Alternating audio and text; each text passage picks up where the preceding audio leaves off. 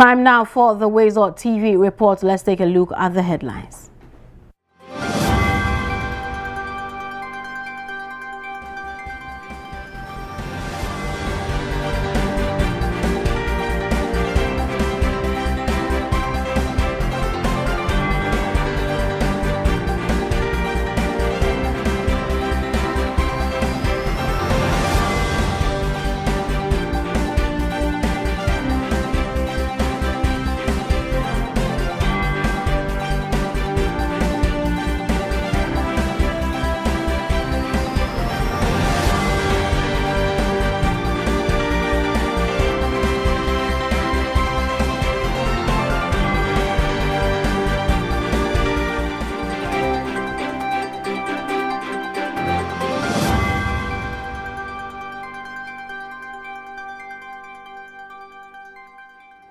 Now let's begin in the Savannah region, where development activities are gathering momentum as work begins on key infrastructure projects in Bole, including a college of education, a 24-hour market aimed at expanding access to education and boosting local trade. There's more in this report.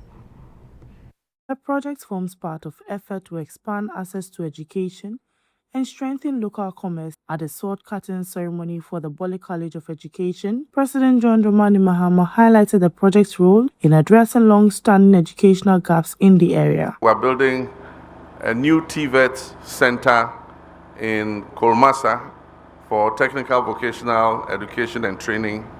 And then we're also building a new university for the Savannah region, which will be a University of Science and Technology.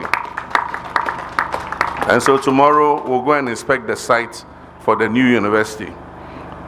All these are projects meant to bring the northern regions up to catch up with the other parts of the country.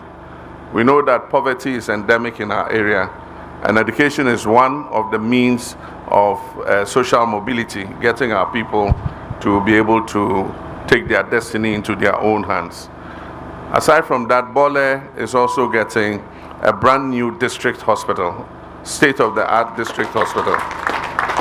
Speaking also at the sword-cutting ceremony for the 24-hour economy market in Bole, the president emphasized the economic importance of modern market systems for farmers and traders. We all know that markets are outlets for agricultural products. And so when our farmers have farmed, they need an outlet to be able to bring their produce to market in order that they can get a reward for their labor. And so this market is going to be such an outlet. There will be the opportunity for our produce, our maize, our yams, our granules, our beans and everything to have an outlet so that our farmers too can make some money for their labor. The projects are expected to expand educational infrastructure and strengthen commercial activity in Bole and surrounding communities in the Savannah region. Reporting from Bole in the Savannah region for Woezor TV, Belinda Anankwanza. Still on the president, he assured residents of the Savannah region of accelerated infrastructure and educational development, including new roads, rural electrification, and expanded STEM education access. Speaking at the demonstration of the National B-STEM program for primary and junior high schools at Sola, the president said government is scaling up investment in technical and vocational training while integrating robotics and artificial intelligence into basic education. Belinda Kwanta has more on this report. Mahama has reaffirmed government's commitment to improving infrastructure, expanding electricity access, and transforming education through STEM. Speaking during a demonstration of the National B-STEM program for primary and junior high schools at Sola in the Savannah region, the president announced that contractors are expected to begin electrification works in underserved communities within the next month. He also assured residents and chiefs that roads in the area have been captured under Phase 2 of the government's Big Push infrastructure program. There is a second phase that we are scoping, and it will be announced by the Minister of Finance when he presents the budget in November this year to Parliament. And I can assure Konra, Kalbaura, and my fathers that your roads are contained in the Big Push project for next year. So you hear it, it will be announced in the budget in November, and early next year we'll have the contractors on the ground working on the roads. President Mahama also outlined plans to scale up technical and vocational education while decentralizing STEM education across the country to give more children practical exposure to science and technology. In the past, some government's idea of STEM was to build standalone STEM institutions. And so they built some STEM senior high schools. But the problem with those standalone STEM schools is that it gives access only to a privileged few. Our idea is to democratize STEM and decentralize it so that every child can have the opportunity to learn science, technology, engineering, and mathematics. The president's visit to Sola forms part of his two-day reset in Ghana tour of the Savannah region, where he is expected to inspect ongoing projects, commission educational facilities, and engage residents on government policies and development interventions. Reporting from Sola in the Savannah region, Belinda Anankwanta. And now moving on, Minister for Energy and Green Transition, John Abdullahi Jinapor, says government has secured approximately $3.5 billion in investment commitments from international oil companies to strengthen Ghana's petroleum sector. Speaking at the Reset in Ghana tour citizens engagement in the Savannah region, the minister disclosed that the energy firm Eni is expected to invest $1.5 billion, while Jubilee Partners will commit an additional $2 billion to support oil production and drive growth in Ghana's energy sector. Petroleum sector, for 5 consecutive years, petroleum production has been declining. Let me assure the people of Ghana, under President Mahama, this year, petroleum production is not going to decline. It's not just going to plateau. It's going to pick up and start rising again so that we get more petroleum resources and get money for you people. Ladies and gentlemen, the energy sector is a difficult sector. But I can assure you that under President Mahama, we are turning the energy sector around. We are making it more resilient. And if you check the records from 2024 and check the records for 2025, the records will bear me out that the sector is seeing an uptick. We've signed an MOU with ENI. They are going to spend $1.5 billion in the oil sector. As if that is not enough, we've signed another MOU with the Jubilee Partners. They are going to spend $2 billion in the oil sector, which will create jobs for you people so that when you leave school, you can get employment. Meanwhile, Minister for Roads and Highways, Kwame Govins Abuja, has issued a strong warning to road contractors to deliver quality work or face sanctions. He said government will not tolerate shoddy construction on road projects across the country, stressing that contractors must strictly adhere to approved standards in the execution of their work. The minister also highlighted growing citizen involvement in monitoring road projects, noting that residents are increasingly tracking and reporting contractors' daily activities directly to authorities as part of efforts to improve accountability and ensure value for money. Of the issue Honorable Muntaka talked about in terms of insecurity on our road is actually the nature of the road. When the road has got so many potholes, then the drivers cannot drive at a consistent pace. Armed robbers lay siege around the bad sections of the road. That is why President Mahama is saying, under his watch, no contractor working on any road in the country or Savannah would be tolerated for doing shoddy work. I have news for you. Today, interestingly, in Savannah region, on every day, when you go to platform, citizens have decided to take their mobile phones and record everything that every contractor is doing. They've been sending it to President Mahama, they've been sending it to me. So if you are a contractor, you can no longer connive with my agencies to send me a very beautiful report in Accra and pretend you are working. The people know. In fact, they even tell me how many people are on your site on daily basis. There's one contractor that I cannot mention. It's a Chinese contractor. I know the number of equipment that are on site today, how many people are there, and when they came to work. And I want to thank the public for this level of vigilance. And I want to encourage. Now, away from that, the Minister for the Interior, Mohammed Muntaka Mubarak, has disclosed that more than 105,000 applicants successfully qualified for the medical stage of the ongoing recruitment process, far exceeding the initial target of 5,000 recruits earmarked for the final enlistment.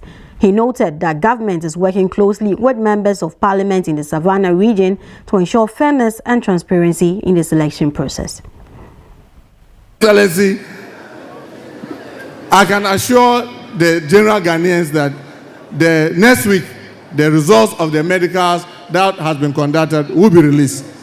And graciously, His Excellency intervened with the Minister of Finance to double the intake that we are going to take. We are currently working closely with your MPs in the case of Savannah, led by the original minister and Honorable Yusuf Suleimana, to make sure that at least those who qualify for the medicals get first entry into our recruitment program that we are carrying. We want to assure you that nobody will be left behind. And he has given firm instructions that we should keep the data of all the applicants, because we cannot use just 1 year to deal with all these issues. So that from those pool of resources, we can be pooling as and when opportunity comes to recruit into the service. And Vice President Professor Nana Jane Opoku-Agyeman has reaffirmed the need for stronger, more inclusive financial markets to drive economic growth and improve livelihoods across Africa. Speaking at the ACI World Congress in Accra on behalf of President John Dramani Mahama, the Vice President welcomed delegates and underscored the importance of regulation, transparency and accountability in strengthening financial systems amid global economic uncertainty. Professor Opoku-Agyeman also highlighted the need for growing role of technology and automation in reshaping financial markets, stressing the need for Ghana and other African countries to invest in digital infrastructure and digital trust.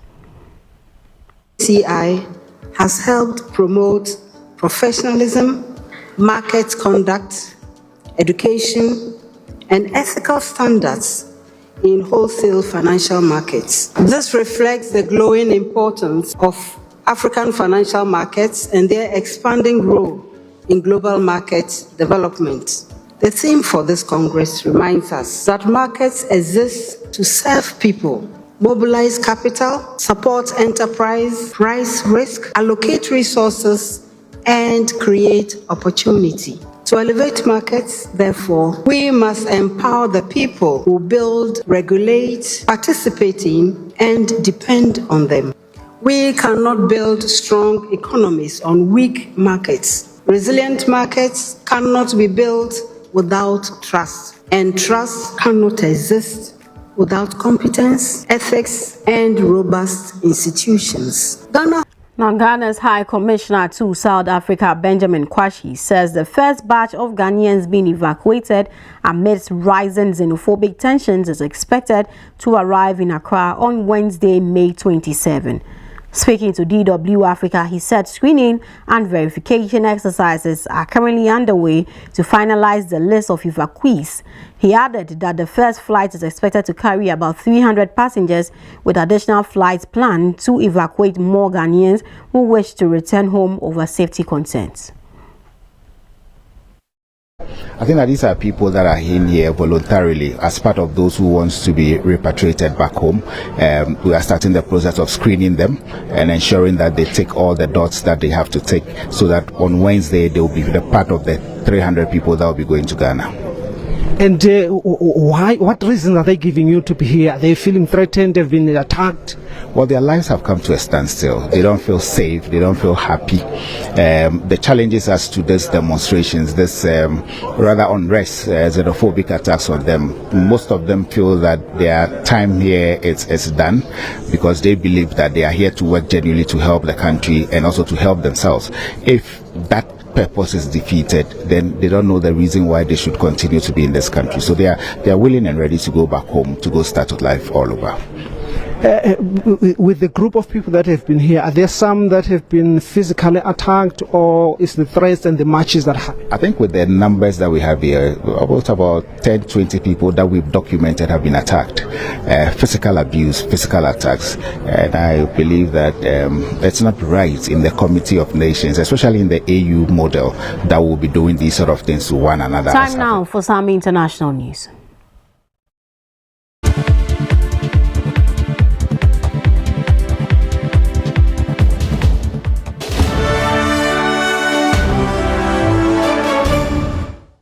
Now, at least 82 people have been killed and 2 are missing after a coal mine blast in northern China. Rescue officials revised down the death toll in an update late on Saturday, having earlier said that at least 90 people had died. The gas explosion at the Linxun coal mine in Zhangji province is the worst mining disaster in China since 2009. There were 247 workers reportedly on duty when the blast happened at 7:29 p.m. local time on Friday, with more than 100 people said to have been saved and hundreds of rescuers sent to the site. Chinese President Xi Jinping said no effort must be spared in efforts to treat the injured and search for survivors. The country state council, later said a rigorous investigation would be conducted and those found responsible would be severely punished.